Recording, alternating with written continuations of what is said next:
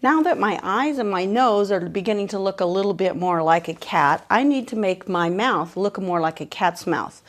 Cats have big cheeks right underneath their nose. They're not really cheeks, but the area that their whiskers come from. So I need to keep that wide, and I'm going to outline it with an eyebrow pencil so that I'll give it that effect.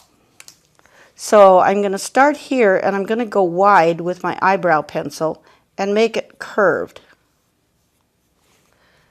Again, you might have to wipe it off occasionally because we do have makeup there that it's trying to go over.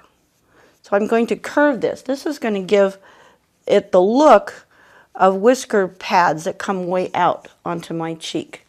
And then to bring it in, I'll bring it all the way into the corner of my mouth, making it very distinguished and shaping it. And now I need to also make my lips brown. You can do this with your eyebrow pencil or brown lipstick.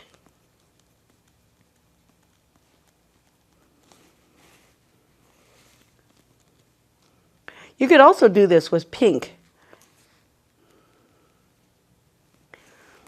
And once you're satisfied with that, and you have your distinct marks there, then you also want to come a little bit down from your mouth and shape it so that you have that distinctive cat chin as well.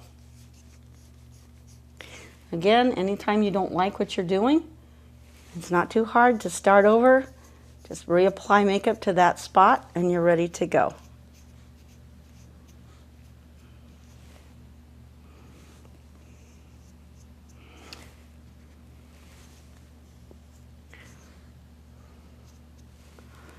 There. Now, my nose looks like a cat nose, and I have whisker pads and a chin that looks more like a cat chin. The next thing we're going to do is add the finishing touches.